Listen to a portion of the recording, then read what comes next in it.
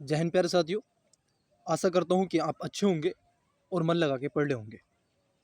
स्वागत करता हूँ आपका आपके अपने एजुकेशन बायर सिविल सर्विसेज यूट्यूब चैनल में। मैं मिस्टर कुमार। स्टूडेंट्स, हमने कुछ ऐसी सीरीज चला के रखी हैं जो खास तौर पर यूपीएससी और स्टेट पीसीएस एग्ज़ाम के लिए बड़ी ही उपयोगी है। ये सीरीज़ एमसीक्यू बेस है। जी हाँ, आपने सही सुना, एमसीक्यू बेस है।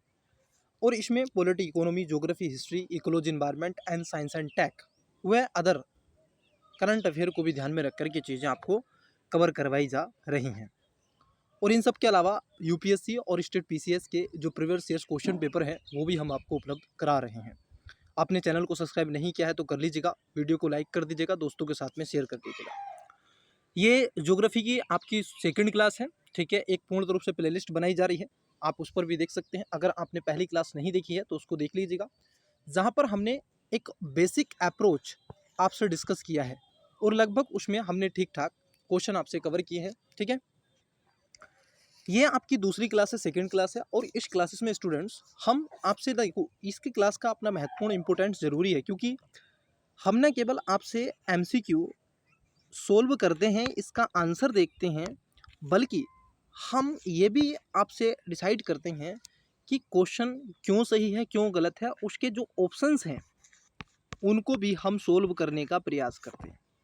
मैं आपको एक और बात बता दूं, आपके ना केवल एमसीक्यू कवर हो रहे हैं, बल्कि इनके साथ साथ आपका रिवीजन भी हो रहा है। और ख़ास तौर पर इसमें जो क्वेश्चन लिए जा रहे हैं, ये जो एमसीक्यू हैं, किसी न किसी परीक्षा में, चाहे वो यूपीएससी हो, स्टेट पीसीएस हो, यूपीएससी के द्वारा सीडीएस, एनडीए, सीएपीएफ या फिर other state PCS, Rajasthan, Bihar, Uttar Pradesh, Madhya Pradesh, Uttarakhand, जो भी उड़ीसा, इन सभी से लिए गए हमने प्रश्नों को आपसे डिस्कस करने का प्रयास किया है। चलिए तो स्टार्ट करते हैं, आगे देखते हैं क्या है। हमने सबसे पहले आपको लिया है ताकि, क्योंकि जियोलॉजिकल स्ट्रक्चर से हम आपको चीज़ें पढ़ाएंगे, क्वेश्चन इस क्लासेस में चर्चा के बिंदु बनेंगे, तो वीडियो को पॉज करिएगा और एक बार इस भारत के मैप को अच्छे से देख लीजिएगा। यहाँ पर जैसे हिमालय रीजन आपको दिखाई दे रहा है, ये हिमालय का रीजन है, ठीक है।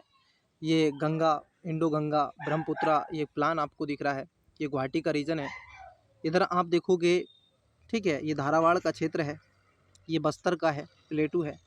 और इसमें देखो, यहाँ पर मैं आपको एक और बात बता दूँ, इस मैप के अंदर पाकिस्तान इसमें इंक्लूड है और बांग्लादेश इंक्लूड है, इसमें दोनों हैं, पाकिस्तान भी इसके अंदर है और बांग्लादेश भी है, ठीक है। ये भारत स्वतंत्रता से पहले का भारत है, मतलब आप देखोगे बिफोर 1947, ठीक है, बिफोर 1947 से ये आप देखोगे समय का भारत है, ठीक है। तो यहाँ पर चीज़ें आपको दिखाई दे रही हैं, ठीक है। इसको एक बार अपने स्तर पर भी देख लीजिएगा। इन सब के अलावा हम एक और आपसे मानचित्र लेकर के आए हैं, ठीक है, इसको भी एक बार देखिएगा। देखिए, सबसे पहले आपको ऊपर एरियाज़ कुछ हम शो कर देते हैं, ठीक है। यहाँ पर आपको, ठीक है, हिंदू कुश की दिख रही है, ये पामीर की गांठ है, ये आपको मिल रहा है, ठीक है, कुनाकुलम माउंटेन्स मिल रहा है। यहाँ पर आप देखोगे काराकोरम, लद्दाख, जास्कर, ठीक है, ये हिमालय रेंज है, ठीक है। उन सब के अलावा शिवालिक रेंज है, ठीक है, ये आपको मिल रही हैं। इन सब के साथ साथ नॉर्थ ईस्ट वाले एरिया में कुछ आपको माउंटेन्स मिल रहे हैं, इधर साउथ वाले एरिया में, ठीक है, आपको मिल रहे हैं। जैसे आपको यहाँ पर मिल रही है, आप देखोगे ये ग्रेट इंडियन, ठीक है, डिजास्टर वाला रीजन है, ठीक है। इन सब के अलावा ये अरावली माउंटेन, विंध्यन पर्वत श्रेणी है, ठीक है, मालाबार प्लेटू है ये आपका, उधर सतपुड़ा रेंज है, ठीक है। और ये सारी चीज़ें आपको मिल रही हैं। यहाँ पर आपको ईस्टर्न घाट और वेस्टर्न घाट भी देखने के लिए मिलेगा। ये आपका वेस्टर्न घाट है, ठीक है, इधर आपका ये ईस्टर्न घाट है। इट्स क्लियर है नो।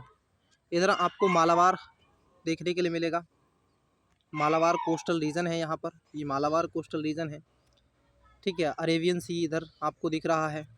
इधर आप देखोगे कोरोमंडल तट है, यहाँ पर आपको उत्तरी सरकार मिलती है, ठीक है। तो ये बीओवी है, बंगाल की खाड़ी है, और नीचे इंडियन ओशन आपको देखने के लिए मिलेगी। ये लक्षद्वीप है और यहाँ पर अंडमान निकोबार है। समथिंग ओवरऑल मैंने भारत का आपसे मानचित्र डिस्कस कर लिया है।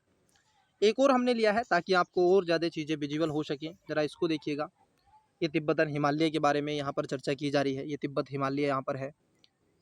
हायर हिमालय आपको मिल रहा है, लोअर है, सदर्न है, ठीक है, आउटर, और ये सब बेसिन वाले रीजन हैं, ठीक है, मैन फोल्ड वगैरह वगैरह यहाँ पर आपको दिख रहे हैं।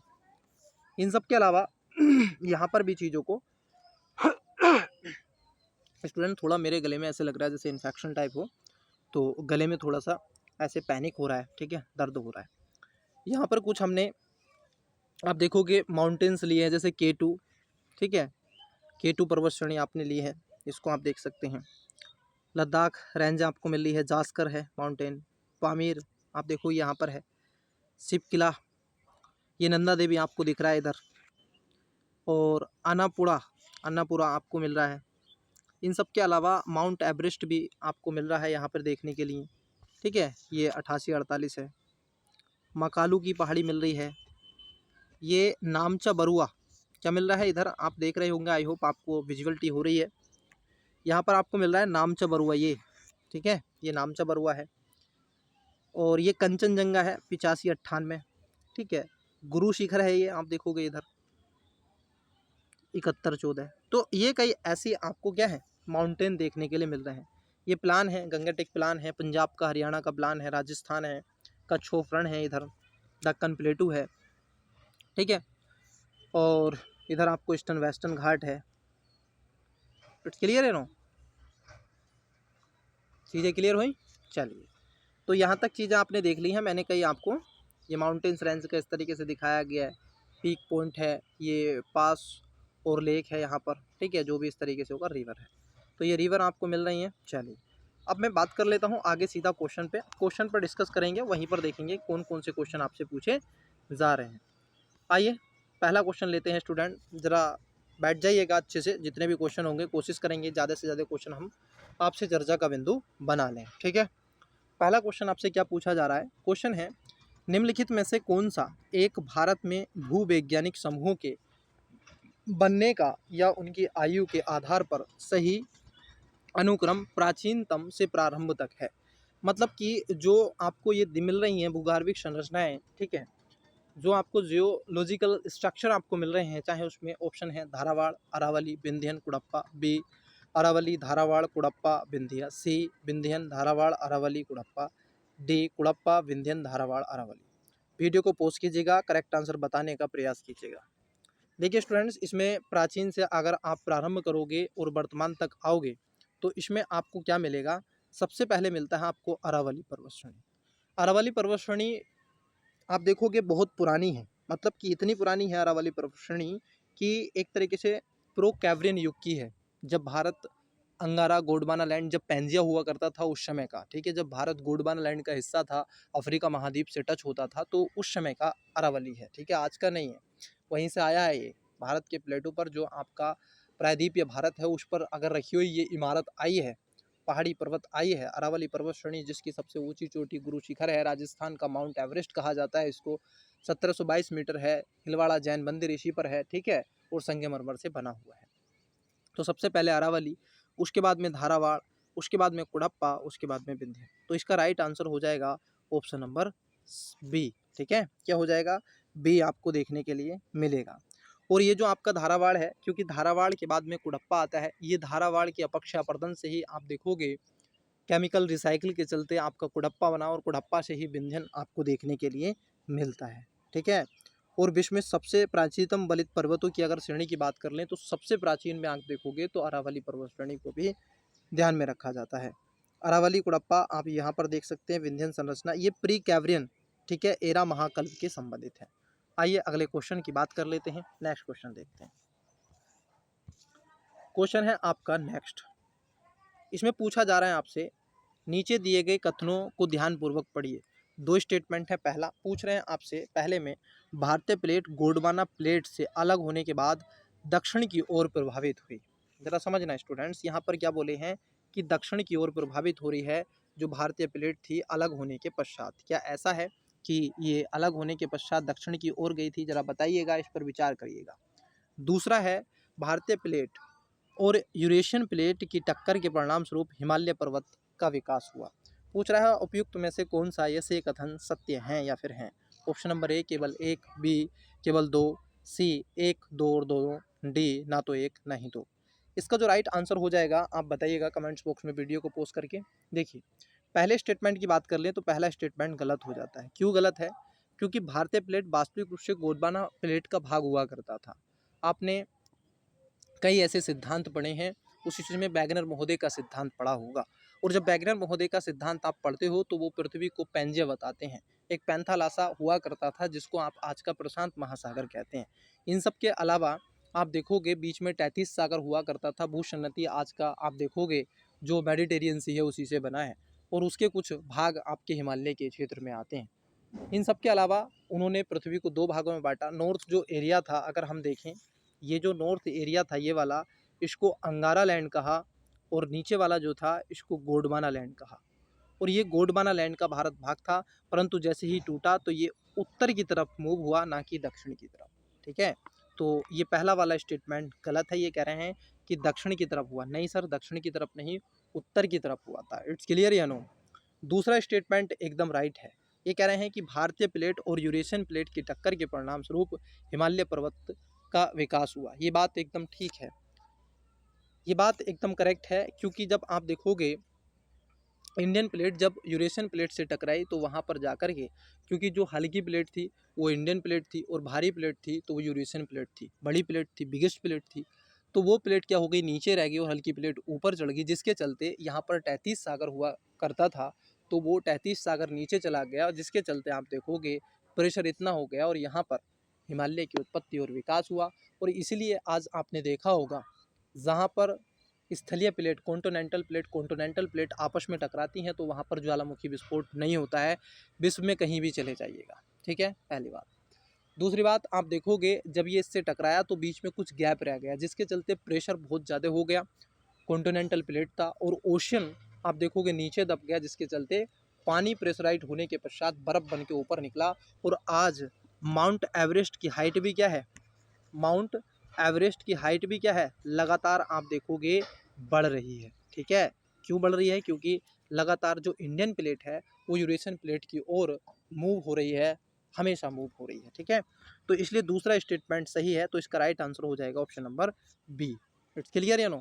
आई होप, मुझे लगता है कि आपका ये रिवीजन हो गया होगा। ठीक है, चलिए अगले क्वेश्चन की तरफ बढ़ते हैं। अगला क्वेश्चन देखिए क्या है। क्वेश्चन है आपका, स्टूडेंट्स अगर आपको लग रहा है कि क्वेश्चन थोड़ा छोटा हो रहा है सर, तो देखिए मैं इसलिए कर रहा हूँ ताकि आपको ऑप्शंस भी हाथों हाथ दिख सकें, बट मैं जो बोल रहा हूँ उस पर थोड़ा सा फोकस ज़्यादा करने का प्रयास करना। ठीक है, और सेशन आपको कैसा लगता है वीडियो को ज़रूर पोस्ट करके कमेंट्स बॉक्स में बताना, और साथ ही साथ आप आंसर सेल्फ भी देने का प्रयास करना। ठीक है, और पहली बार आए हो तो चैनल को आवश्यक रूप से सब्सक्राइब करना। चलिए आइए, क्योंकि बहुत ज़रूरत है आपके सब्सक्रिप्शन की, सपोर्ट की। इतना सब कुछ मिल रहा है सर निःशुल्क में, आपसे कुछ नहीं लिया जा रहा है। ठीक है, कोई पेड क्लासेस नहीं, कुछ नहीं, सब आपको निःशुल्क है। आप ही का चैनल है, आप ही का परिवार है, जितना हो सके विस्तार कर दीजिएगा। तीसरे क्वेश्चन की बात कर लेते हैं। देखिए, अध्ययनों के अनुसार भूकंप के संदर्भ में कौन से कथन गलत है? मतलब आपसे पूछा जा रहा है गलत मतलब रोंग, किसको लेकर के, अर्थक्वेक को लेकर के। क्वेश्चन किस पे है? देखो, जब भी मैं आपसे कहता हूँ, जब भी आपका क्वेश्चन बने, आपकी तैयारी इस लेवल की होनी चाहिए, जब भूकंप का नाम आ जाए तो आपके दिमाग में भूकंप की पूरा 360 डिग्री चल जाना चाहिए। मेरे दिमाग में स्टूडेंट्स, मैं एक्चुअली आपको बताता हूँ, मेरे दिमाग में चल जाता है। ठीक है, जैसे मैंने भूकंप पढ़ा तो मुझे लगा कि अच्छा गलत पूछा है, क्या पूछा होगा, 19-20 प्लेटें मेरे समझ में आ गई कि पी वेव, ठीक है, एस वेव, एल वेव, मेरे दिमाग में एकदम आ गया उसका। ठीक है, तो आपके दिमाग में भी ये आना चाहिए। उसके साथ साथ कैसे चलती है, कहाँ चलती है, क्या इसकी होती है, भूकंप केंद्र कहाँ पर होता है, ठीक है, सारी चीज़ें मेरे दिमाग में आ गई। अधिकेंद्र कहाँ पर होता है? तो पहला स्टेटमेंट है, भारतीय प्लेट कम से कम 1 सेंटीमीटर प्रति वर्ष खिसक रही है। अभी मैंने आपसे डिस्कस किया था। दूसरा, यह उत्तर दिशा में खिसक रही है। तीसरा, प्लेट की यह गति उत्तर से यूरेशियन प्लेट के द्वारा लगातार अवरुद्ध हुई है और इसके परिणाम स्वरूप ऊर्जा का संचय हुआ है। चौथा, इस प्रकार उत्पन्न दबाव के कारण बंधन टूटते हैं और अचानक ऊर्जा विमुक्त होने के कारण भूकंप आता है। कूट दे के रखें आपके ऑप्शन ए 1 2 और 4, बी 2 3 और 4, बी बी। अब देखो यहाँ पर इन्होंने कंफ्यूज किया है ना, यहाँ पे देखो ए में यहाँ पर होता है बी और यहाँ पे होता है बी और इन्होंने कर दिया यहाँ पे, यहाँ सी कर लेते हैं। ठीक है, चलिए कोई नहीं, मैं ऐसे ही पढ़ देता हूँ। ठीक है, तो ये कह रहे हैं, फिर से पढ़ देता हूँ ऑप्शन। ए कहता है 1, 2 और 4, सी कहता है 2, 3 और 4, बी कहता है 3, 4, 1 और डी उपयुक्त में से कोई नहीं। वीडियो को पॉज कीजिएगा और चैनल बताने का प्रयास कीजिएगा। करेक्ट आंसर क्या होगा बताइएगा। आप देखोगे इसका जो राइट आंसर हो जाएगा, कई बच्चे मुझे पता कंफ्यूज हुए होंगे इसमें, लेकिन कंफ्यूज होने की ज़रूरत नहीं है। ऑप्शंस नहीं तो क्या, एक ऑप्शन दे के रखा है डी और यही बात एकदम सही है। उपयुक्त में से कोई नहीं। क्यों कोई नहीं? क्योंकि इसमें चारों बातें क्या हैं आपकी ठीक हैं। भारतीय प्लेट लगातार कंटिन्यूअसली प्रतिवर्ष 1 सेंटीमीटर क्या हो रही है, खिसक रही है उत्तर की ओर, और ये बात भी ठीक है। और यूरेशियन प्लेट के लगातार अवरुद्ध होने के चलते ऊर्जा क्या है, संचय होती चली जाती है, जिसके चलते आगे जाने का प्रयास करती है। और जब ऊर्जा संचय होती है तो ये एक तरीके से क्या होती है, बंधन टूट जाते हैं और अचानक से ऊर्जा विमुक्त होती है, जिससे भूकंप आता है। लगातार आपने देखोगा नेपाल में भूकंप आते हैं, आते हैं कि नहीं? नेपाल में भूकंप आते हैं, तिब्बत के रीजन में भूकंप आते हैं। क्यों आ रहे हैं सर? इसीलिए ही आते हैं, इसका यही एक बड़ा रीज़न है। ठीक है, तो इसका राइट आंसर क्या हो जाएगा? ऑप्शन नंबर डी हो जाएगा। अब मुझे नहीं लगता, मैंने स्वयं आपको एक्सप्लेनेशन कर दिया, तो इसमें नहीं लगता और कुछ भी आपको बताया जाए। हाँ, भूकंप के अगर आप बात कर लें तो भूकंप के बारे में आप पढ़ सकते हैं, थोड़ा भूकंप के बारे में बता देता हूँ। चलिए देखिए, रिवीजन हो जाएगा। भूकंप जहाँ से स्टार्ट होता है सर उसको बोलते हैं केंद्र, और जहाँ पर पहुँचता है अभिकेंद्र। ठीक है, भूकंप के अगर प्रकारों की बात कर लें, अर्थक्वेक, इसके टाइप की बात कर लें तो ये आपको खास तौर पर नॉर्मली तीन में आपको बांटा जाता है। एक होता है प्राइमरी, एक होता है सेकेंडरी, एक होता है टर्सरी। इसको एल वेव भी कहते हैं, लव वेव के नाम से जाना जाता है। ये जो पहली वाली है ये तीनों में चलती है, लिक्विड, सॉलिड और गैसेस में, जबकि आप देखोगे ये केवल सॉलिड में चलता है। ठीक है, इन सब के अलावा जो एल वेव है ये पृथ्वी की जो अर्थ है उसकी लेयर पर, मतलब उसकी सतह पर रन करती है। ठीक है, ये भी आपको क्या है ध्यान में रखना चाहिए। और विनाशकारी सबसे ज़्यादा कौन सी है? ये एल है सर, क्योंकि इसकी गति कम होती है। इन सब के अलावा जो पी वेव होती है आप देखोगे इसको प्राइमरी वेव कहते हैं, और ये कम विनाशकारी होती है परंतु इसकी गति ज़्यादा होती है, और ये एक तरीके से लंबत चलने का प्रयास करती है। सेकेंडरी जो है ऊर्ध्वाधर चलती है, यूँ ऐसे चलती है, लेकिन प्राइमरी ऐसे चलती है। ठीक है, ऐसे ये आगे ऐसे स्प्रिंग की तरह। ये जो है ये इसमें ज़्यादा आप देखोगे स्ट्रक्चर है, ये ऊर्ध्वाधर, ये सेकंड और इसका दोनों का कंपाइल होता है, तो इसको ध्यान में रखना है। इट्स क्लियर या नो? चलिए, सबसे ज़्यादा भूकंप इस दुनिया में वहाँ पर आते हैं जहाँ ज्वालामुखी विस्फोट देखने के लिए मिलते हैं। परिप्रशांत पेटी। आइए अगले क्वेश्चन की तरफ बढ़ते हैं, क्वेश्चन देखते हैं। क्वेश्चन नंबर 4, प्रायद्वीपीय पठार से संदर्भित पहलुओं के आलोक में निम्नलिखित में से कौन सा ये से सही है? किसके बारे में प्रायद्वीपीय पठार की बात की जा रही है? प्रायद्वीपीय पठार मतलब कि भारत का क्षेत्र है। आइए अभी बताएंगे, 2-3 स्टेटमेंट है। पहला, सामयिक पहलू यह है कि प्रायद्वीपीय क्षेत्र कैब्रियन काल से ही पृथ्वी की भूपर्पटी का प्रायद्वीपीय भाग रहा है। दूसरा स्टेटमेंट है, नदी संबंध पहलू यह है कि इस क्षेत्र में अधिकांश नदियों ने अपने अपर्दन का आधार तल प्राप्त कर लिया है। तीसरा, प्रायद्वीपीय क्षेत्र में प्री कैब्रियन चट्टानों का स्थायी जमाव है। कूट दे के रखे हैं, ऑप्शन ए केवल 1, 2 और 3, बी केवल 1 और 2, सी 1 और 3, डी 2 और 3। वीडियो को पॉज कीजिएगा स्टूडेंट्स, करेक्ट आंसर बताने का प्रयास कीजिएगा। आप देखोगे इसमें जो है तीनों ही बातें क्या हो जाती हैं आपकी करेक्ट हो जाती हैं, मतलब कि पहला स्टेटमेंट भी ठीक है, दूसरा भी ठीक है और तीसरा भी। क्यों ठीक है उसको ज़रा समझते हैं, तो ए इसका आंसर हो जाएगा। आइए सबसे पहले मैं आपको बता देता हूँ। देखिए, प्रायद्वीपीय पठार की बात की जा रही है। प्रायद्वीप क्षेत्र होता क्या है सर? अब मैं प्रायद्वीप यही भाग आपको बना करके दिखाता हूँ। ये इंडिया है, दैट्स इट।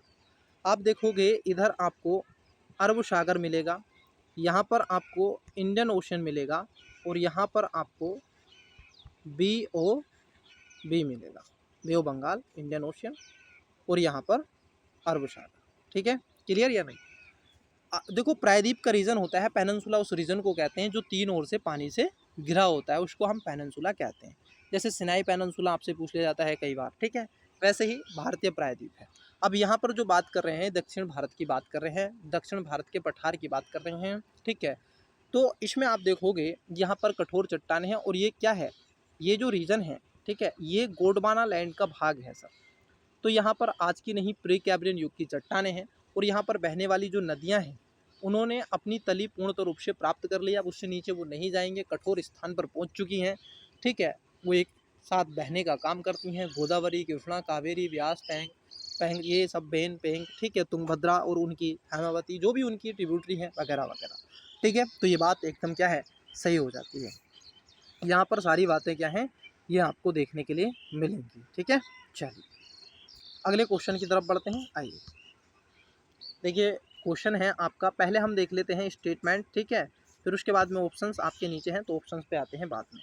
आइए सबसे पहले देखते हैं स्टेटमेंट क्या है। देखिए सर, ये कह रहे हैं आपसे 4 स्टेटमेंट हैं। इन्होंने कहा है कि हिमालय के संबंध में निम्नलिखित में से कौन सा ये से कथन सही है। क्लास को स्टार्टिंग करने से पहले, क्वेश्चन अटैम्प्ट करने से पहले मैंने आपको 3 भारत के मैप दिखाए जहाँ पर मैंने काराकोरम, लद्दाख, जास्कर, शिवालिक, पीर पंजाल इनके बारे में मैंने आपसे बात की। इट्स क्लियर या नो। उसके बाद में लघु हिमालय, बृहद हिमालय, उस पर भी मैंने बात की, बट यहाँ पर और मैं आपको समझाता हूँ। इसलिए मैं पहले जो चीज़ें आपको दिखा चुका हूँ वो आपके लिए बहुत सफिशियंस हैं और बहुत ही ज़्यादा मैंडेटरी भी हैं, ठीक है। आइए पहला स्टेटमेंट देखते हैं, 4 हैं। जैसे पहला स्टेटमेंट है, उत्तर में यूरेशियन प्लेट और भारतीय प्लेट गोंडवाना भूमि के अभिसरण के क्रम में 33 जियोसीक्लाइन के अपसादों में मोड़ उत्पन्न हुआ और इस प्रकार हिमालय का उद्भव हुआ। दूसरा, सिंधु सांगपो फ्यूचर जोन भारतीय प्लेट और यूरेशियन प्लेट के बीच की सीमा है। तीसरा, तिब्बत का पठार का भार सिंधु सांगपो फ्यूचर जोन के परपटी के अधक्षेप के कारण हुआ। चौथा, म्यांमार चाप के अंदर भारतीय प्लेट के ढकेले जाने के कारण भारत म्यांमार सीमा क्षेत्र में पर्वतों का उद्भव हुआ। वीडियो को पॉज कीजिएगा और करेक्ट आंसर बताने का प्रयास कीजिएगा। देखिए ऑप्शन पे चलते हैं। आइए ऑप्शंस क्या है, ऑप्शंस दे के रखे हैं कूट आपको। ए 1, 2 और 3, बी 2, 3 और 4, सी 1, 3 और 4, डी 1, 2, 3 और 4। तो इसमें राइट आंसर क्या है, आपका डी हो जाएगा। आइए एक एक कूट की बात कर लेते हैं, समझाते हैं आपको। देखिए कूट क्या है स्टूडेंट्स, ये बात एकदम बिल्कुल सही है। जो आपका उत्तर यूरेशियन प्लेट है उससे भारतीय जब प्लेट टकराई, गोंडवाना लैंड से टूटा भारत और जाकर के इंडियन प्लेट टकराई, तो उससे आप देखोगे 33 जो सागर था, मैंने आपको बताया नहीं। जैसे मान लीजिए ये एक प्लेट है और यहाँ से ये इंडियन प्लेट जा रही है, ठीक है, और ये जाकर के यहाँ पर टकराई तो यहाँ पर सागर था। अब ये प्लेट क्या होगी, इससे जाकर के आप देखोगे इससे जाकर के यूँ टकरा जाएगी। अब ये इसको ऊपर आ गई तो यहाँ पर 33 सागर नीचे इसकी भूसन्नति बन गई और जिसके चलते यहाँ पर अब ग्लेशियर बनने शुरू हो जाएंगे। क्या बनने शुरू हो जाएंगे, यहाँ पर ग्लेशियर बनने शुरू हो जाएंगे। तो ग्लेशियर आपको दिखते हैं, ठीक है, ये सारी चीज़ें होती हैं। तो पहली वाली बात क्या है, एकदम ठीक है, ठीक है। अवसाद मोड़ के उत्पन्न और इससे हिमालय का उद्भव हुआ, बात एकदम ठीक है। सिंधु सांगपो फ्यूचर जोन जो है आपका प्लेट यूरेशियन प्लेट के बीच में अवस्थित है, ये भी बात एकदम ठीक है। सिंधु वाला जो क्षेत्र है खासतौर पर आप देखोगे पाकिस्तान में है, ठीक है। वास्तविक में उसका जो रीजन है पाकिस्तान में, भारत से उद्भव बेसिकली होता है। इसकी 5 जो नदियाँ वो बहती हैं, झेलम, चिनाब, रावी, व्यास, सतलुज, ठीक है। लेकिन आप देखोगे इनडायरेक्टली या डायरेक्टली पाकिस्तान इसका फलीभूत है। तिब्बत पठार का उभार Sindhu Tsangpo suture zone property के अधक्षेपण के कारण हुआ है, ये भी एकदम बात ठीक है। क्योंकि जो आपका सिंधु सांगपो का ये फ्यूचर जोन हुआ, जब प्रॉपर्टी अक्षेपण हुआ तो उससे जब टूटा फूटा तो उधर की तरफ भी मूव हुआ। जैसे मान लीजिए ये आपका हिमालय है, ये हिमालय है सर, ठीक है, ये हिमालय पर्वत श्रेणी है। आप इधर से जा रहे हैं तो ये तो मान लीजिए, तब आप इधर से जा रहे हैं तो ये तो गंगा का रीजन है, ठीक है, ये गंगा का रीजन है। अब इधर से ऐसे पहुँचे, अब यहाँ जैसे उतरे तो यहाँ ऐसे आ गए, तो ये जो रीजन है तिब्बत का, अब ये पठारों से कहीं ना कहीं टूट फूट हुई है, इनसे अपक्षापर्दन हुआ है, तब जा करके तिब्बत के पठार का उद्भव हुआ है। तो ये भी बात ठीक है, पहला, दूसरा, तीसरा भी ठीक है, चौथा भी ठीक है। क्योंकि म्यांमार चाप आप देखोगे कि अंदर भारतीय प्लेट के ढकेले जाने के कारण भारत और म्यांमार, देखो जब आप इंडिया और आप देखोगे म्यांमार को देखते हैं, भारतीय सीमा, आप मैंने आपको बताया था कई ऐसी जैसे गारो, खासी, जैतिया और उसके अलावा कई ऐसी आप देखोगे सीमाएँ हैं जो इन क्षेत्रों में देखने के लिए मिलेंगी। जैसे अगर हम देखें ये इंडिया का क्षेत्र है, तो ये जो रीजन है, अब यहाँ पर क्या है, यहाँ पर क्या है आपका ये रीजन बन जाता है ये, इधर आपका म्यांमार है, ठीक है, और इधर आपका इंडिया है। अब दोनों में क्या है कि यहाँ पर जैसे ये इससे टकराया तो यहाँ पर विभिन्न छोटे बड़े हिमालयों की आप देखोगे उत्पत्ति हुई, तो ये हिमालय के भाग में जाने जाते हैं, ठीक है। चलिए अगले क्वेश्चन की तरफ बढ़ते हैं। क्वेश्चन क्या है उसको देखते हैं।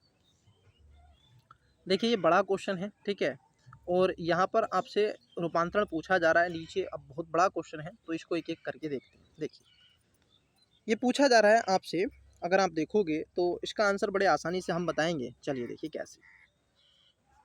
निम्नलिखित को सुमेलित कीजिए। तो सबसे पहले एक को ले लेते हैं, एक एक करके पढ़ लेते हैं। जैसे ए में दे रखा धारावाड़, बी में कुड़प्पा क्रम, तीसरे में विंध्यन क्रम और चौथे में गोंडवाना। ऑप्शंस दे के रखे हैं ये, ठीक है। आइए देखते हैं, सबसे पहले धारावाड़ को समझने का प्रयास करते हैं। धारावाड़ की कौन सी चट्टानें होती हैं। आप देखोगे धारावाड़ की चट्टानें एक तरीके से जो अरावली और कर्नाटक, तमिलनाडु, छोटे नागपुर का पठार, दिल्ली एवं हिमालय के क्षेत्र, कोलार की खानों, इस प्रणाली के अंग है। मतलब कि ए का जो होगा वो तीसरा होगा, ए का क्या होगा, 3 होगा। पहला नहीं है, रूपांतरित अवसादी चट्टानें धारावाड़ की चट्टानें नहीं है, पहली बात तो ये आपको समझ में आना चाहिए। तो पहले का क्या होगा, ए का क्या होगा, 3 होगा। आइए ए के 3 की बात कर लेते हैं। कहाँ पर, ए में आप देखोगे 3 है, तो देखोगे 3 कहाँ पर है, 3 आपका सी में है और 3 आपका ए में है। मतलब आंसर इसका डी नहीं होगा और आंसर इसका बी नहीं होगा। It's clear you know. उसके बाद अगर हम देखें दूसरे की बात कर लें, ये कह रहे हैं कुड़प्पा। कुड़प्पा क्रम की जो चट्टानें हैं, अगर आप उसकी बात कर लो तो क्या ये मेसोजोइक, कल्प और कार्बोनिफेरस या बृहद कोयला के क्षेत्र में, देखो कोयला नहीं है कुड़प्पा। कोयला आपको कहाँ पर मिलता है, आप बड़े वाकिफ हैं, गोंडवाना लैंड की चट्टानों में कोयला मिलता है आपको, ठीक है भाई। जो आपका रानीगंज है, झरिया है, ठीक है, उसके साथ साथ आप देखोगे कर्णपुरा है, बोकारो है, इन क्षेत्रों में आपको ज़्यादातर मात्रा में कोयला मिलेगा, ठीक है। तो डी का क्या होगा, दूसरा होगा। तो डी का जब दूसरा होगा, आइए अब देख लेते हैं डी का दूसरा किसमें है। देखिए डी का दूसरा भी इन दोनों में ही है। अब बी की बात कर लेते हैं, ठीक है, बी की बात कर लेते हैं। बी कुड़प्पा क्रम की चट्टानों की बात की जा रही है। तो कुड़प्पा जो है ये आप देखोगे, कुड़प्पा जो चट्टानें हैं ये खास तौर पर कुड़प्पा क्यों रखा गया।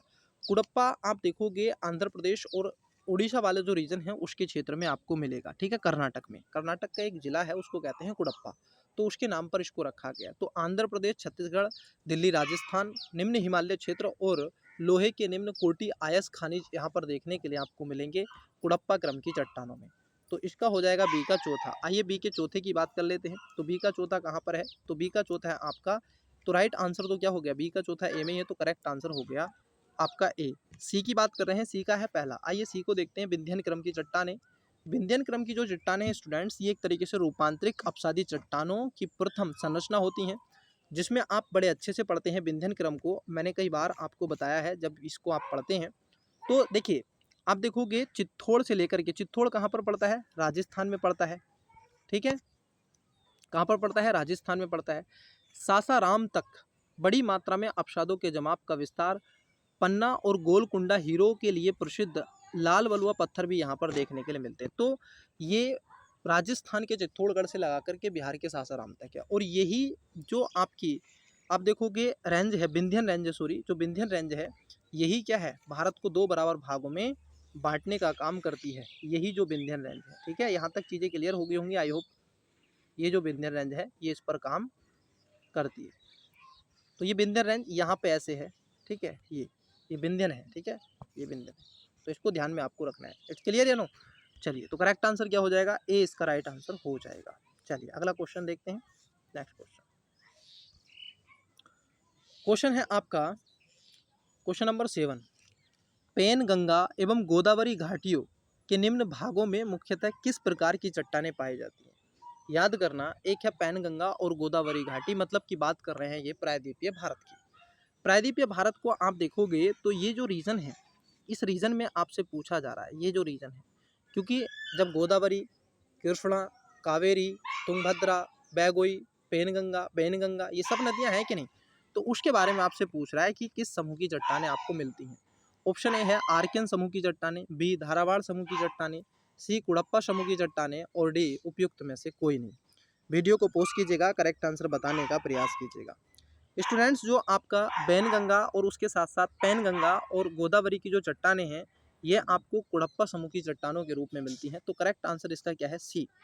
सी आपको देखने के लिए मिलेगा, क्योंकि कुड़प्पा आंध्र प्रदेश की चट्टानों और नदियों के गहरे बेसिन में पाई जाती हैं। पेनगंगा और गोदावरी इसमें निम्न भागों में बहती है। ओडिशा के तलचर श्रेणी में, नर्मदा और सोन के ऊपरी हिस्सों में, अरावली श्रेणी के पश्चिम में ये देखने के लिए आपको मिल जाएगी। इट्स क्लियर या नो? तो इसको ध्यान में रखना है आपको। आइए अगला क्वेश्चन देखते हैं।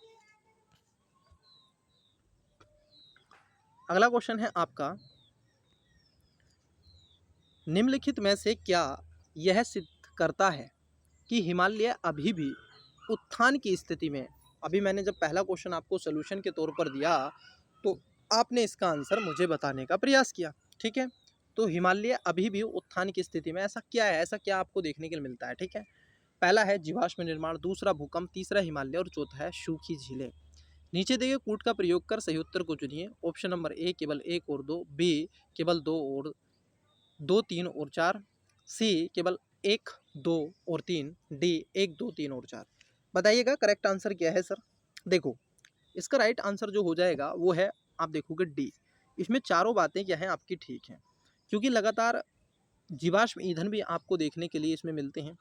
इन सब के अलावा भूकंप की गतिविधियां मैंने आपको अभी बताया, अर्थक्वेक, ठीक है, नेपाल की घटनाएं आप देख सकते हैं। हिमालय की नदियां, लगातार ग्लेशियर का मेल्ट होना, और हिमालयों में 12 मासी नदियां हैं सर। गंगा, कभी पानी सूखता हुआ देखे हो? नहीं सूखता है। घाघरा का देखे हो? नहीं सूखता है। यमुना का देखे हो? नहीं सूखता है। पानी कम हो सकता है, कभी नदी नहीं सूखती, जैसे साउथ इंडिया की सूख जाती है, मतलब कि प्रायद्वीपीय भारत की नदियाँ सूखती हैं। गोदावरी, कावेरी, कृष्णा और उनकी ट्रिब्यूटरी तुंगभद्रा, ठीक है, या फिर पैनगंगा, बेगोई, ये सब सूख जाती हैं एक बार में। लेकिन आप देखोगे जो हिमालय से गोदावरी, कृष्णा, कावेरी, इनमें पानी कम सूख जाता है, परंतु आप देखोगे गंगा में नहीं ऐसा होता है। गंगा की जो सहायक नदियाँ हैं जो बाएं से मिलती हैं, उनमें नहीं सूखता है। उसके साथ साथ ब्रह्मपुत्र में, सिंधु में पानी नहीं सूखता है। झेलम, चिनाब, रावी, व्यास, सतलुज, पानी नहीं सूखता है, क्योंकि ये हिमालय की नदियां हैं और हिमालय में लगातार मेल्ट होता रहता है।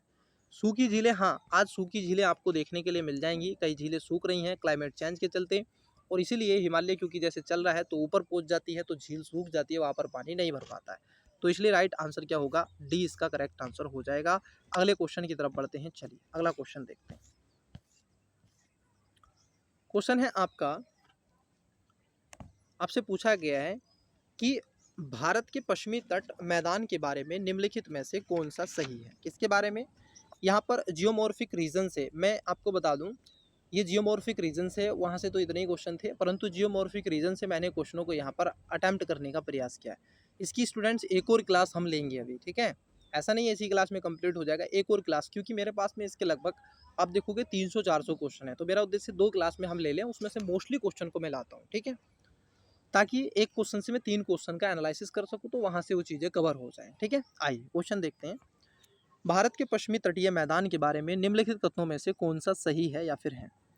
4 स्टेटमेंट है। देखो, मैं एक बात हमेशा से कहता हूँ, अगर ऐसा क्वेश्चन बनता है स्टेटमेंट वाला, तो जितने अधिक स्टेटमेंट होते हैं इतना ईजी क्वेश्चन होता है, क्योंकि उसमें एलिमेंट मेथड यूज किया जा सकता है, ठीक है। जो सही है हम उसको निकाल लेंगे, गलत है तो कट कर देंगे, बस यही तो करते हैं ना। आइए, तो पश्चिमी तटीय मैदान के बारे में आपसे पूछ रहा है, ठीक है, पश्चिमी घाट के बारे में, मतलब वेस्टर्न घाट के बारे में। पहला है, यह एक संकीर्ण पट्टी है। दूसरा, यह निगमन तटीय मैदान का एक उदाहरण है। तीसरा, यह पत्तनों के विकास के लिए प्राकृतिक दशाएं प्रदान करता है। चौथा, इसमें सुविकसित डेल्टा है। नीचे दिए गए कूट का प्रयोग कर सही उत्तर को चुनिए। ऑप्शन नंबर ए केवल 1, 2 और 3, बी केवल 2, 1, 2, 2, 1 और 2, सी 1, 2 और 3, 4, बी केवल 3 और 4। वीडियो को पॉज कीजिएगा, आपसे सही पूछा है, पहली बात ये भी ध्यान रखना है। तो देखिए, एक एक स्टेटमेंट की बात कर लेते हैं। पहला स्टेटमेंट देखें तो ये बात एकदम क्या है आपकी सत्य हो जाती है कि एक संकीर्ण पट्टी है, बिल्कुल। दूसरी बात, यह है निगमन तटीय मैदान का एक उदाहरण माना जाता है, ये भी आपका एक क्षेत्र है। यहाँ पत्तनों के विकास के लिए प्राकृतिक दशाएं भी हैं, ये भी आपको मिलेगा। देखिए, दुनिया भर में अगर आप बिगेस्ट अगर आप पोर्ट की बात करोगे, तो उसमें से एक भारत का पोर्ट आता है JNPT, ठीक है, आता है कि नहीं? JNPT, जवाहरलाल नेहरू, मुंबई का आता है कि नहीं? बहुत बड़ा पोर्ट है। उसके साथ साथ आप देखोगे यह, इसमें सुविकसित डेल्टा है नहीं सर, इसमें डेल्टा नहीं होता। अब जैसे हमें पता चला कि चौथा स्टेटमेंट गलत है, तो हम उस स्टेटमेंट को कट कर देंगे जहाँ पर 4 है, मतलब आंसर सी नहीं होगा, आंसर डी नहीं होगा, या तो आंसर ए होगा या फिर आंसर बी होगा। अब यहाँ पर ये भी मैंडेटरी है कि 1 और 2 सही हैं, परंतु तीसरे पे डाउट है। ये तीसरा भी आपका ठीक है, क्योंकि यहाँ पर पत्तनों के विकास के लिए बहुत प्राकृतिक दशाएं हैं। इसका कारण है कि यहाँ पर ऐश्वर्य का निर्माण होता है, यहाँ पर डेल्टा नहीं बनता। आप यदि वेस्टर्न घाट और ईस्टर्न घाट को कभी देखें लाइफ में, ठीक है, जब आप कहीं सफ़र कर रहे हो, तो आप भारत को ऐसे कभी आप क्या करें, कभी क्या भी देख लीजिएगा आप अपने फ़ोन को क्लास के बाद में आप क्या करेंगे, लैपटॉप डिवाइस है या फ़ोन है, तो उसमें आप जाइएगा, मैप खोलिएगा, ठीक है, मैप से आप देखिएगा, ठीक है, जियोफॉर्मिक रीजन, तो उसमें जब डालोगे तो आप देखोगे उसमें मैप में दिखाई देगा भारत का। तो जो आपका, अगर मैं आपको एक चित्र शो कर दूं, अगर मैं आपको चित्र शो कर दूं, तो उससे आपको और विजिबिलिटी अच्छे से हो जाएगी। देखिए ये भारत है, तो यहाँ पर आपको विशेष प्रकार के क्या हैं, पहाड़ियाँ मिलेंगी इन क्षेत्रों में। और ये एक तरीके से, ये मैं कहूँगा ये वाला जो रीजन है, ठीक है, ये आपका टूट चुका है, ये रीजन नदियों के द्वारा, अपशादों के द्वारा, ठीक है। तो यहाँ पर इस तरीके से चीज़ें, लेकिन इधर आपको पर्वत मिलेंगे, पठार मिलेंगे, ठीक है, शिवालिक की हो, वेस्टर्न घाट मिलेगा, तो यहाँ पर ऐश्वर्य बनाती हैं, यहाँ पर डेल्टा बनता है सर, ठीक है। ये नदियाँ डेल्टा बनाती हैं जो अरब सागर, बंगाल की खाड़ी में गिरती हैं, सॉरी, और जो नदियाँ अरब सागर में गिरती हैं ये ऐश्वर्य बनाती हैं, ठीक है, ऐश्वर्य बनाती हैं, ये डेल्टा नहीं बनाती। इनका जो पानी है, ये नदियाँ ऐसे लाती हैं और डायरेक्ट इनका पानी यूं गिर जाता है, ऐसे इनका पानी नीचे गिर जाता है, जबकि जो बंगाल की खाड़ी में बहने वाली नदियाँ हैं वो ऐसे जाती हैं और ऐसे उनका जल गिरता है, इस प्रकार से, ठीक है, ये इस प्रकार से जल उनका गिरता है। तो दोनों में अंतर है सर, दोनों में क्या है, अंतर आपको देखने के लिए मिलेगा। तो आप देख रहे हैं ये डेल्टा है, ये ऐश्वर्य है, ठीक है। चलिए, तो ये आपसे पूछा जा रहा है कि कौन सा सही है, ठीक है, कितने सही हैं। तो आप देखोगे इसमें जो राइट आंसर है पहला, दूसरा और तीसरा, मतलब कि ए इसका राइट आंसर हो जाएगा। आइए अगले क्वेश्चन की तरफ बढ़ते हैं, नेक्स्ट क्वेश्चन की बात करते हैं। और आप स्टूडेंट्स इसको विदाउट उसके पार भी नहीं कर सकते हैं, ठीक है। पश्चिमी तटीय मैदान को आप देखोगे, एक और मैं बात बता देता हूँ, सॉरी, बात बता देता हूँ इसको लेकर के, एक और बता दूँ। यहाँ से कई बार क्वेश्चन बन जाता है ये कितने राज्यों में फैला हुआ है, ये भी एक क्वेश्चन पूछा जा चुका है, तो उसको मैं एक बार बता देता हूँ। आप देखोगे यहाँ पर है गुजरात, जी जे कर लेते हैं। उसके बाद में आता है आपका महाराष्ट्र, MH, फिर यहाँ पर आ जाता है गोवा, गोवा के बाद में यहाँ पर आ जाता है कर्नाटक, यहाँ पर आ जाता है केरल, यहाँ पे आ जाता है तमिलनाडु, ठीक है। तो कितने राज्यों में हो गया सर ये, आप देखोगे 6 राज्यों में, ठीक है। जो वेस्टर्न घाट है आपका, ये जो आपको वेस्टर्न घाट मिल रहा है, ये जो रीजन है, ये कितने स्टेट में है सर, 6 राज्यों में है, पहली बात ध्यान रखना, कई बार आपसे पूछा जा सकता है। उसके बाद अगर पूर्वी घाट की बात कर ले, तो पूर्वी घाट को अगर हम देखें इस वाले रीजन को, तो इसमें देखिएगा यहाँ पर है वेस्ट बंगाल, उसके बाद है उड़ीसा, इसके नीचे आ जाता है आंध्र प्रदेश, और इसके नीचे आ जाता है आपका तमिलनाडु। लेकिन थोड़ा सा तेलंगाना के रीजन में भी ये आ जाता है, इसको तेलंगाना में भी कन्वर्ट करते हैं, ठीक है, तेलंगाना ऐसे कर लो, TLG। तो ये कितने राज्यों में है, ये भी आप देखोगे 5 राज्यों में है, ठीक है। तो जो आपका पूर्वी घाट है वो कितने राज्यों में हो गया, पूर्वी घाट कितने में हो गया, तो 5 राज्यों में हो गया, इसको ध्यान में आपको रखना है, ठीक है, कई बार पूछा जाता है। जो आपका वेस्टर्न घाट है, अगर स्टूडेंट्स इसकी बात कर लें, तो एक संकीर्ण पट्टी है, इसको आप बिना ब्रिज के पार नहीं कर सकते, क्योंकि यहाँ पर बहुत सारी पहाड़ियाँ हैं। तो चलिए आइए अब अगले क्वेश्चन की तरफ बढ़ते हैं, अब लेते हैं अगला क्वेश्चन। देखिए क्वेश्चन क्या है, क्वेश्चन है आपका, भारत में पर्वतों के अवस्थान पर विचार करते हुए निम्नलिखित में से कौन सा एक दक्षिण से उत्तर की ओर सही क्रम है। ध्यान रखना, दक्षिण से उत्तर की ओर जाना है आपको, मतलब कि यहीं पे बना देते हैं, आपको इधर से चलना है उधर ऐसे, ठीक है। ये इसका साउथ है और ये इसका नॉर्थ है, तो आपको किधर जाना है, साउथ से उत्तर, ठीक है, नॉर्थ में, दक्षिण से उत्तर की दिशा की तरफ आपको चलना है। तो चलिए उसी पर आपसे पूछा है, ठीक है। आइए पहला है दोदा बेट्टा, कैलाश, धौलागिरी, विंध्याचल। बी दोदाबेट्टा, विंध्याचल, धौलागिरी, कैलाश। सी धौलागिरी, कैलाश, दोदाबेट्टा, विंध्याचल। डी धौलागिरी, विंध्याचल, दोदाबेट्टा, कैलाश। आइए एक एक करके बात कर लेते हैं। देखिए सर, अगर आप देखोगे यहाँ पर जो इसका करेक्ट आंसर होगा वो इसका राइट आंसर होगा ऑप्शन नंबर बी, क्योंकि दोदाबेट्टा साउथ में मिलेगी, फिर उसके बाद में विंध्यन पर्वत मध्य में मिलता है, फिर धौलागिरी मिलती है, फिर उसके बाद में कैलाश पर्वत श्रेणी मिल जाती है। इट्स क्लियर या नो? तो इसका राइट आंसर क्या हो जाएगा? बी। अब मेरा उद्देश्य केवल ये इतना ही नहीं है, मेरा उद्देश्य है सर आपको इसका एक्सप्लेनेशन भी करना।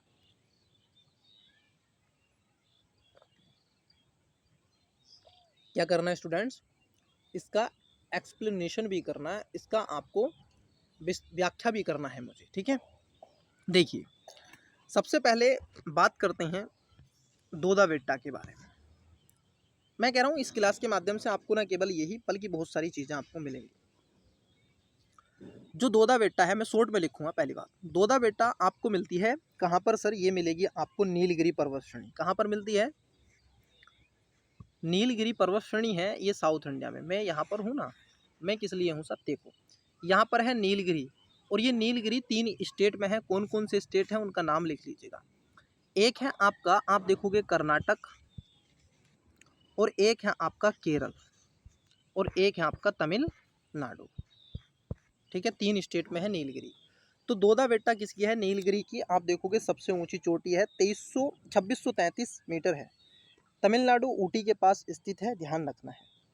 लेकिन केरल में सबसे ज़्यादा पश्चिमी घाट की ऊंची अनाईमुडी जो है केरल की 2695। अगर साउथ इंडिया की आपसे पूछ ले कि सर साउथ इंडिया की सबसे ऊंची चोटी अगर हम देखें तो यहाँ पर आपको मिलेगी केरल में। इसको बोलते हैं अनाईमुडी। कौन सी बोलते हैं? अनाईमुडी। तो अनाईमुडी है सबसे ऊंची, और ये है 2695 मीटर। कितनी है? 95 मीटर। इसको ध्यान में आपको रखना है, ठीक है। अनाईमुडी है सबसे ऊंची है ये। इन सब के अलावा विंध्याचल पर्वत में आप देखोगे ये कई ऐसी पर्वत श्रेणियाँ हैं। ये कहाँ से आप देखोगे? विंध्याचल जो पर्वत श्रेणी है इसकी भी बात कर लेते हैं जब कर ही रहे हैं तो। विंध्याचल पर्वत श्रेणी यहाँ पर आपको मिलेगी इस रीजन में, ठीक है। ये है विंध्याचल पर्वत श्रेणी का रीजन। ये स्टार्ट होती है आपके गुजरात के रीजन से लगा करके कई राज्यों में होती हुई बिहार तक, चित्तौड़गढ़ से लगा करके राजस्थान के सासाराम बिहार तक जाती है, ठीक है।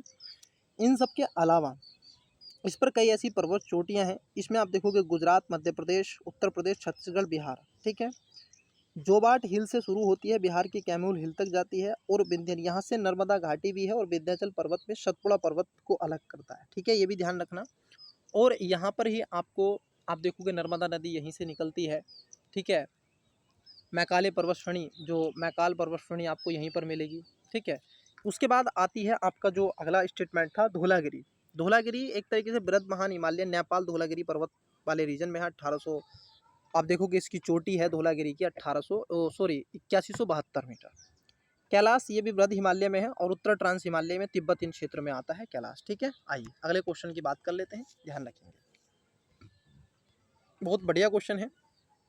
क्वेश्चन है आपका, टोंगूप दर्रा भारत को किस देश के साथ जोड़ने वाला पर्वतीय मार्ग है? टोंगूप, याद रखना, बहुत ही बढ़िया क्वेश्चन है ये। ऑप्शन ए अफगानिस्तान, बी चीन, सी पाकिस्तान, डी म्यांमार। वीडियो को पॉज कीजिएगा, करेक्ट आंसर बताने का प्रयास कीजिएगा। देखिए इसमें करेक्ट आंसर है ऑप्शन नंबर, आप देखोगे डी। जो आपका टोंगूप दर्रा है ये आप देखोगे ये किस पर्वतमाला को जोड़ते काम करता है? म्यांमार को।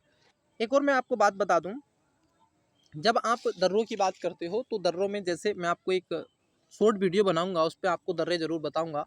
जैसे मैं अभी बता देता हूं, जैसे कश्मीरी बाज का पंजा बहुत जोशीला, कश्मीर के सारे दर्रे आ जाएंगे, ठीक है। उसके बाद हिमालय पर बड़ी शिपकलें रहती है, हिमाचल प्रदेश के आ जाएंगे। उत्तरी निशा मनाली में उत्तराखंड के सारे दर्रे आ जाएंगे। सिकंदरनाथ जलेबीला सिक्किम के सारे दर्रे आ जाएंगे। उसके बाद आपका आता है अरुणाचल प्रदेश में, तो उसमें आप कहोगे अरुण याग्निक बम डिफ्यूज करो, अरुणाचल प्रदेश के सारे दर्रे आ जाएंगे। इन सब के अलावा महाराष्ट्र में आता है मोहे थाली भरदो, थाल घाट और भोर घाट, ठीक है। और एक केरल का आता है नीचे, ठीक है, उसको, और तमिलनाडु के रीजन में। ये कुछ दर्रे हैं, उनको मैं आपसे चर्चा कर दूंगा एक, ठीक है। क्लासेस में छोटी सी क्लास ले लेंगे, वहाँ पर आपसे चीज़ें हो जाएंगी। चलिए अगले क्वेश्चन की बात कर लेते हैं। अगला क्वेश्चन देखते हैं। हाँ जी सर, ये क्वेश्चन कंटिन्यूअसली बन रहे हैं, इन क्वेश्चनों पर थोड़े से होशियार हो जाइएगा। ठीक है, ये क्वेश्चन आने की संभावना ज़्यादा है। ऐसे क्वेश्चन यूपीएससी पूछ रहा है, स्टेट पीसीएस ऐसे क्वेश्चन बना रहा है आजकल। तो ठीक है, ऐसे क्वेश्चन को आपको क्या है, एक बार ऐसे क्वेश्चन को अच्छे से देख लेना है। मैं हमेशा कहता हूँ कथन कारण वाले क्वेश्चन हमेशा कथन जो होगा कारण के ऊपर टिका होगा, कारण व्याख्या करता है कथन की, तो ध्यान रखेंगे। देखिए, ये कह रहा है, कथन में कहते हैं हिमाचल प्रदेश की कुल्लू घाटी में शीतकाल में बहुत अधिक हिमपात होता है।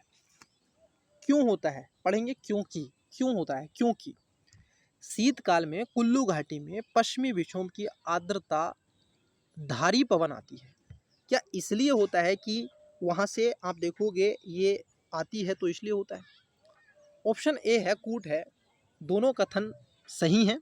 कथन दूसरा कथन एक की सही स्पष्टीकरण है। बी, दोनों कथन व्यवस्थित सत्य हैं किंतु कथन दूसरा और कथन ए का सही स्पष्टीकरण नहीं है। सी, कथन पहला सत्य है, कथन दूसरा असत्य है। डी, कथन पहला सत्य है किंतु कथन पहला असत्य है और किंतु दूसरा सत्य है। अब बताइएगा इसका राइट आंसर वीडियो को पॉज करके। ठीक है, इसका करेक्ट आंसर है ऑप्शन नंबर ए।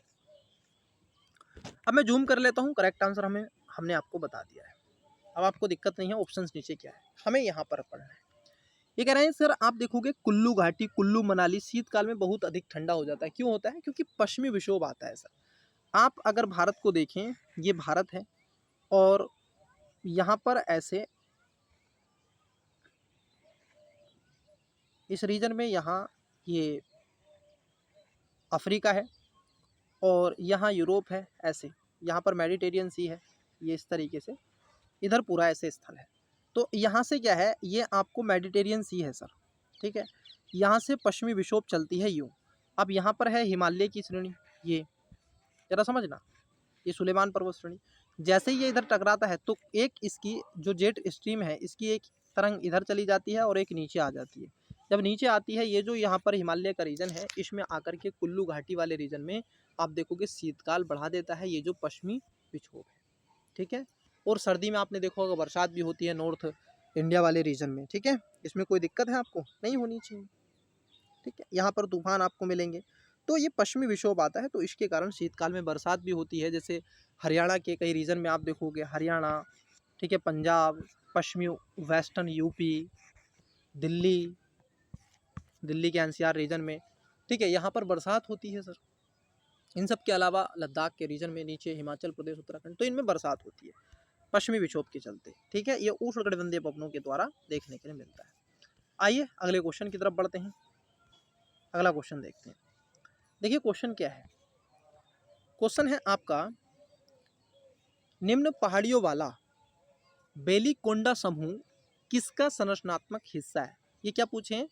बेलीकोंडा समूह के बारे में आपसे पूछ रहा है और किसका हिस्सा है ये आपसे पूछा है। ए, नीलगिरी पहाड़ियाँ, बी, पश्चिमी तट, सी, पूर्वी घाट और डी, कार्डमम की पहाड़ी।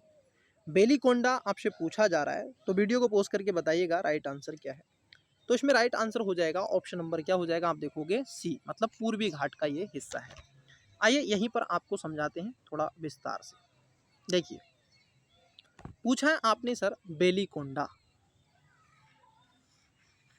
मैं बड़े अच्छे से आपको आश्वासन दिला सकता हूँ, ज्योग्राफी की एमसीक्यू की क्लास में आपको भारत का मानचित्र बनाना जरूर सिखा दूँ, ये बैठ जाएगा आपके दिमाग में। ठीक है, बहुत ईजी है सर।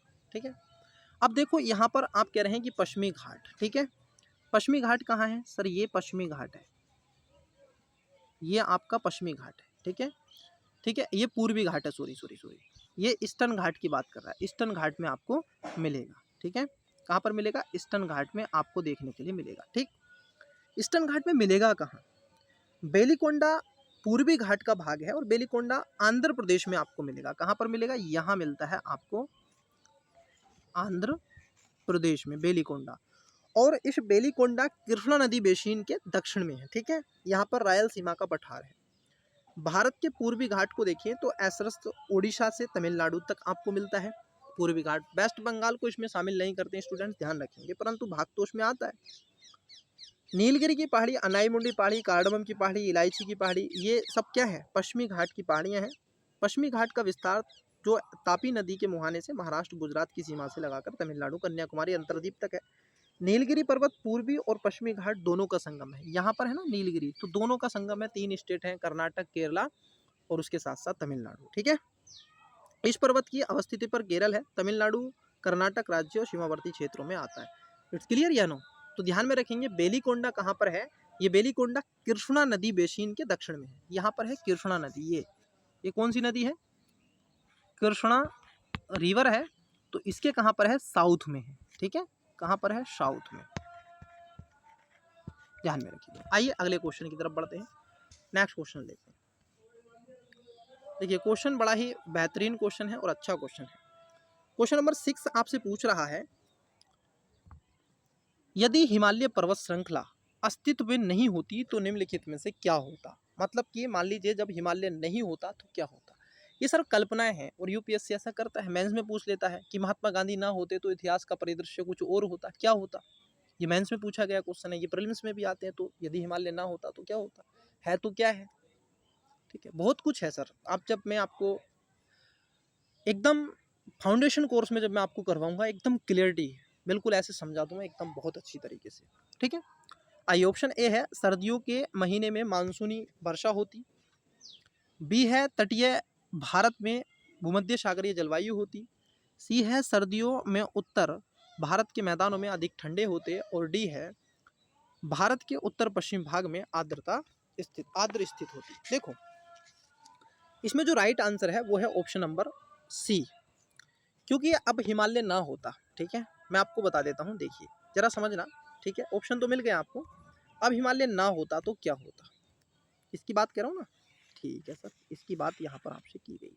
कोई दिक्कत समस्या दुख दर्द नहीं होना चाहिए जब तक मैं हूँ, और मैं होने नहीं दूंगा। ये मैं अपना एक एटीट्यूड रखता हूँ पढ़ाते हुए स्टूडेंट्स को। खास तौर पर मेरे से पढ़ा हुआ स्टूडेंट्स क्या नहीं सीखेगा, बहुत कुछ सीखेगा। देखो यहाँ पर कह रहे हैं आपसे कि महोदय ऐसे ऐसे बात बताई जा रही है। ठीक है, ऐसे ऐसे बात बताई जा रही है। मतलब ये हुआ इस बात का कि सर आप कह रहे हो कि हिमालय ना होता, हिमालय यही है ना, ये रीजन, ये जो बेल्ट है ये हिमालय का है।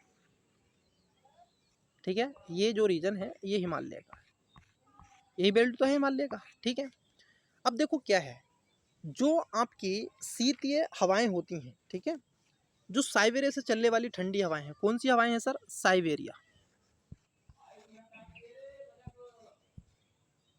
साइबेरिया में कैसी हवाएं चलती हैं? शीत हवाएं चलती हैं, एकदम ठंडी हवाएं चलती हैं। अब जब ये ठंडी हवाएं चलती हैं, शीत हवाएं चलती हैं, तो ये क्या होती हैं? ये तिब्बत वाले पठार से टकराती हैं। उत्तर में आप देखोगे इस तिब्बत के पठार से टकराने के पश्चात क्या हो जाती है स्टूडेंट्स? ठीक है, इस तिब्बत में टकराने के पश्चात इस वाले रीजन से बैक हो जाती हैं। ये इधर नहीं आ पाती हैं, ये आप देखोगे साउथ में नहीं आती है, ये नॉर्थ में ही रुक जाती हैं। इट्स क्लियर है नो? अब ये अगर मान लीजिए नहीं होता तो पहली बात ये नदियाँ ना होती, बहुत कुछ नहीं होता स्टूडेंट्स, बहुत कुछ। गंगा यमुना का दोआब वाला रीजन ना होता, जलोढ़ के मैदान ना होते। उसके साथ साथ आप देखोगे इस रीजन में जो नॉर्थ इंडिया वाला रीजन है यहाँ पर अत्यधिक मात्रा में ठंडी होती।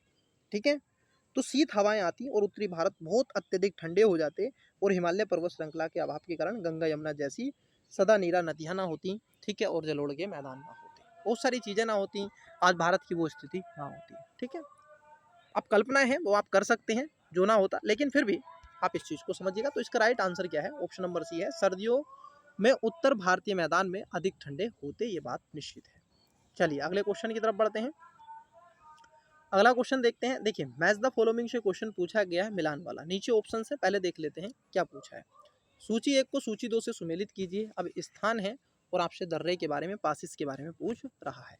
आइए, पहले में दे रखा है जोजिला, दूसरे में बी में दे रखा है सिपकिला, सी में दे रखा है लिपुलेख, डी में दे रखा है नाथुला।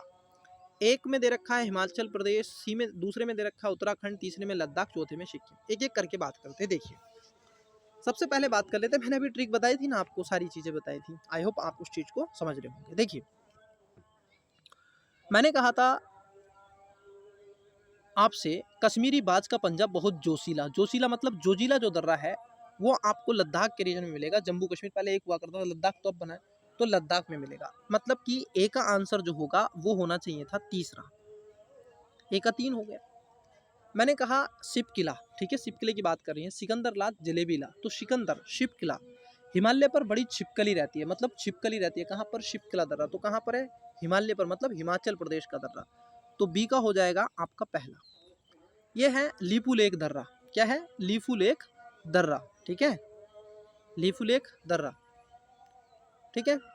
उसके बाद है नाथुला दर्रा, ठीक है, नाथुला दर्रा, सिकंदरनाथ जलेबीला। तो अब देखो सिकंदरनाथ जलेबीला, तो जलेबी कौन है, सिकंदरनाथ, तो इसका आ जाएगा डी का चौथा, ठीक है। और ये कह रहा है लीपू लेक दर्रा,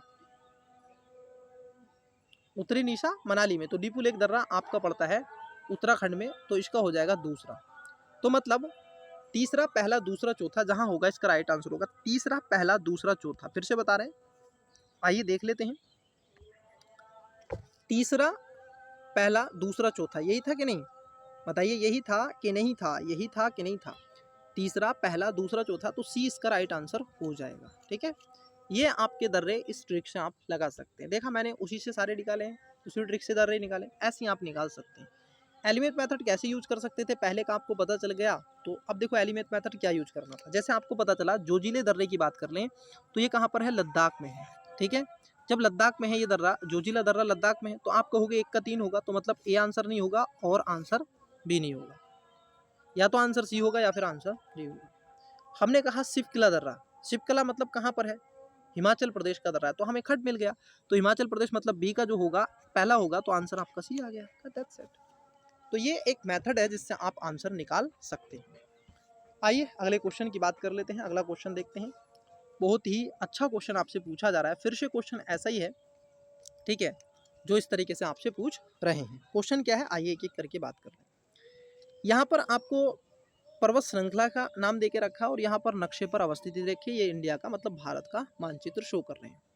ए में सतपुड़ा, विंध्याचल, अरावली और महादेव। देखो सतपुड़ा पर्वत की श्रेणी की बात कर लो, सबसे पहले नंबर 1 पर जो है, ये जो नंबर 1 है, 1 पे आ जाएगी अरावली, क्योंकि ये इस तरीके से राजस्थान में है, तो 1 की आ जाएगा, 1 का होगा आपका सी का पहला होगा, ठीक है, अरावली। उसके बाद आपका आता है सर, आप देखोगे विंध्यन पर्वत श्रेणी, क्या आती है, विंध्यन पर्वत श्रेणी, ये है आपका दूसरे पे आ जाएगा विंध्यन पर्वत श्रेणी, तो बी का दूसरा आ जाएगा। जो आपका तीसरा है उसको हम बोलते हैं सतपुड़ा पर्वत श्रेणी, तो ए का तीसरा हो जाएगा। और चौथा है, मतलब आप देखोगे महादेव पर्वत श्रेणी का चौथा ही आएगा। तो तीसरा, दूसरा, पहला, चौथा, तीसरा, दूसरा, पहला, चौथा, देखिएगा तीसरा, दूसरा, पहला, चौथा, मतलब कहाँ पर है, तो ऑप्शन नंबर सी में इसका आंसर देखिए रखा है, ठीक है। ये आपको इस वे से अगर आप आंसर को अटेम्प्ट करेंगे, क्वेश्चन को निकालेंगे, तो एलिमेंट मेथड भी आपका यूज होता है। पहले का 3 है, बस हो गया, बी का आपका दूसरा है, आंसर आ गया। देखो बी में, देखो पहले का 3 यहाँ नहीं है, यहाँ नहीं है, आंसर तो बी होगा या फिर सी होगा। अब देखो बी का दूसरा है, बिल्कुल बी का दूसरा, विंध्यन पर्वत श्रेणी दूसरे में, तो आप कहोगे सर यही है, तो आंसर इसमें सी आ जाएगा। आइए अगले क्वेश्चन की तरफ बढ़ते हैं, नेक्स्ट क्वेश्चन लेते हैं। देखिए क्वेश्चन क्या है उसको देखते हैं। क्वेश्चन है आपका, भारतीय प्रायद्वीपीय पठार के बारे में निम्नलिखित कथनों पर विचार कीजिए और कौन सा सही है, ये पूछे आपसे, ठीक है।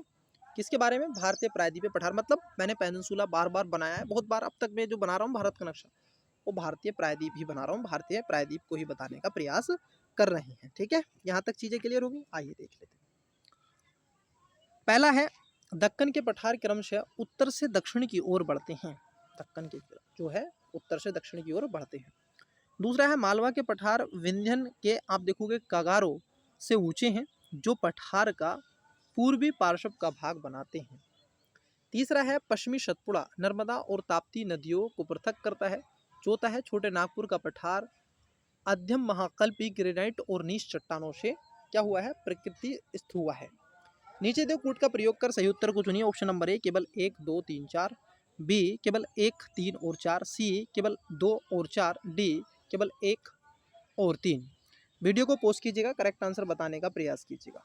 देखिए इसमें जो स्टेटमेंट आपका दूसरा है, अगर आप उसको देख लें, ठीक है, ये कह रहे हैं कि मालवा के पठार विंध्या के कगारों से ऊंचे हैं और जो पठार का पूर्वी पार्श्व भाग बनाते हैं, ये गलत है, दूसरा ही गलत है। अब जहाँ दो है उसको कट कर देंगे, मतलब कि आंसर ए नहीं होगा, आंसर आपका सी नहीं होगा, या तो आंसर आपका क्या होगा, डी होगा या फिर बी होगा।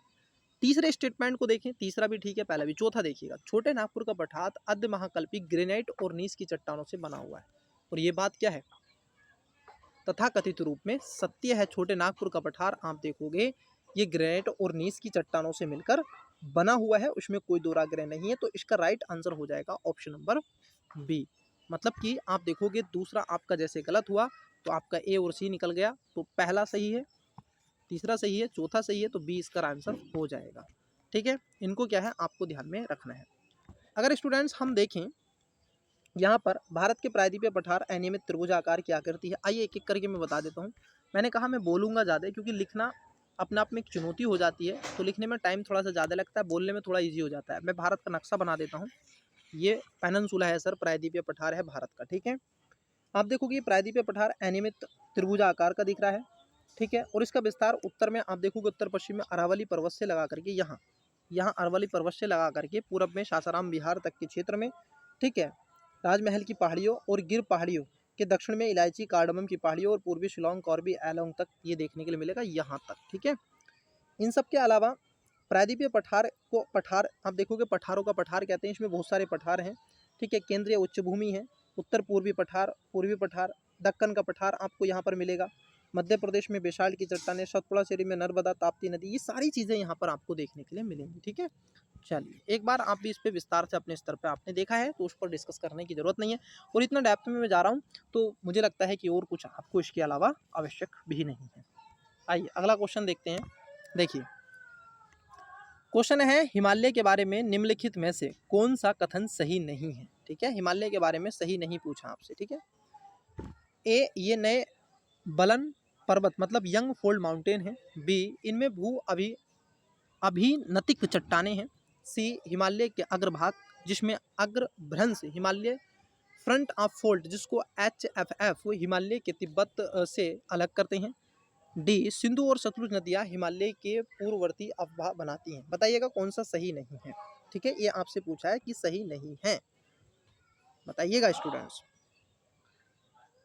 ठीक है, तो इसमें राइट आंसर क्या हो जाएगा? ऑप्शन नंबर आप देखोगे सी, ये गलत है क्योंकि हिमालय के अग्रभ्रंश में हिमालय फॉल्ट जो हिमालयन फ्रंट फॉल्ट है ये हिमालय को तिब्बत से अलग करता है, नहीं, ये आपको इससे अलग नहीं करता है। ठीक है, चूँकि आप सभी वाकिफ हैं, ये शिवालिक और बृहद हिमालय को अलग करने का काम करता है। जो तिब्बत को अलग करता है उसको ITSZ बोलते हैं। ठीक है, ये क्या करता है? आपके हिमालय को तिब्बत से अलग करता है। ठीक है, तो ये चीज़ें आपको देखने के लिए मिली। इन सब के अलावा प्लेट विवर्तन के सिद्धांत आपने ये सारी चीज़ें देखी हैं तो उस पर मुझे जाने की ज़रूरत नहीं है। यहाँ से विभिन्न प्रकार की नदियाँ डैश डैश डैश डैश, जैसे मैं यहाँ पर एक आपको बता देता हूँ। देखिए मैं आपको लेके चलता हूँ, आइए हिमालय, देखिए घुमा देता हूँ आपको। यहाँ पर है, 1 सेकेंड रुकिएगा, आपको बिल्कुल एकदम विस्तार से बताता हूँ। ठीक है, मैं ऐसे बना लेता हूँ ताकि मुझे आसानी हो सके। यहाँ इन क्षेत्रों में आपको मिलेगा, इस क्षेत्र में ये यहाँ से नॉर्थ बना लेते हैं तो यहाँ इन क्षेत्रों में आपको जो मिलेगा, ये जो रीजन है यहाँ पर मिलेगा गंगा वाला क्षेत्र। ठीक है, गंगा के दोआब वाला रीजन, ये जो रीजन है, ठीक है, ये गंगा का दोआब रीजन है। इसके ऊपर जाते हो यहाँ पे आपको कुछ माउंट बने हुए दिखने शुरू हो जाते हैं जिसको शिवालिक बोलते हैं। अब ये जो हिमालय और शिवालिक के बीच में आता है इसको बोलते हैं आप, ठीक है, इसी को बोलते हैं आप क्या बोलते हैं? हिमालयन फ्रंट फोल्ड, मतलब HFF। क्लियर? और ये जो रीजन है इसको बोलते हैं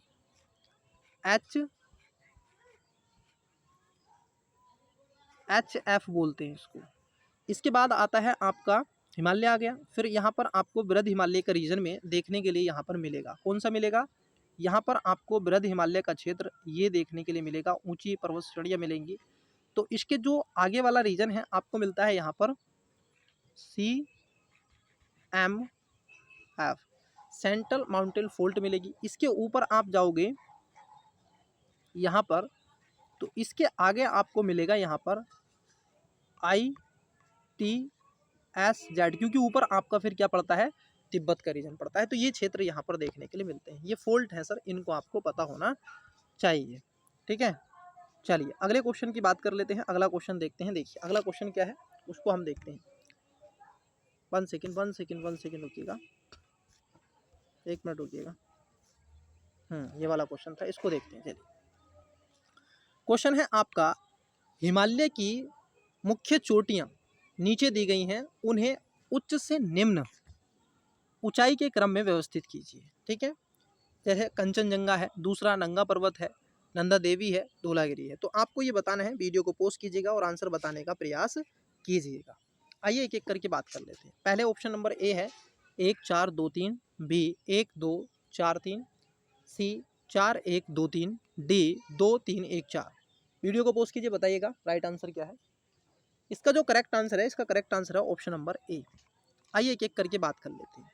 कंचनजंगा अगर हम पर्वत श्रेणी की बात कर लें तो ये आप देखोगे 85-98 कितनी है, इसको आप देखोगे ये 85-98 मीटर है कंचनजंगा। ठीक है, उसके बाद चौथी की बात की जाए धौलागिरी, ये आपकी मैंने आपको पहले ही दिखाया था 81,81,72 मीटर है। ठीक है, धौलागिरी।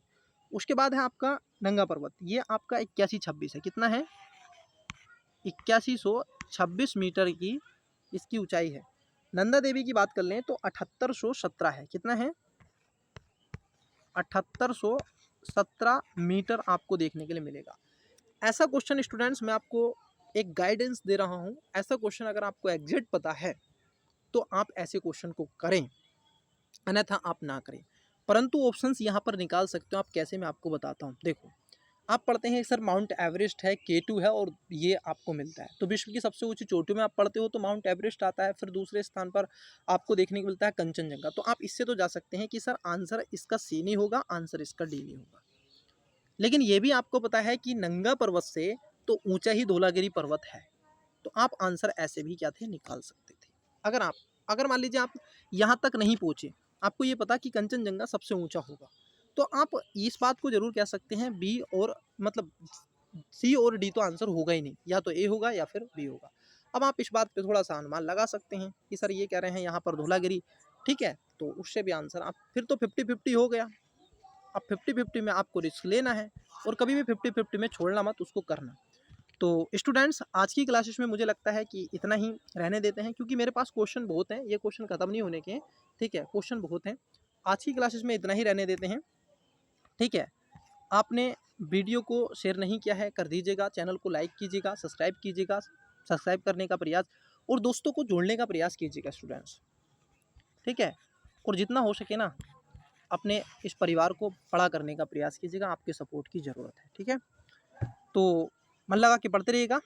मिलते हैं अगली किसी क्लासेस में, तब तक के लिए बेस्ट ऑफ लक, बाय।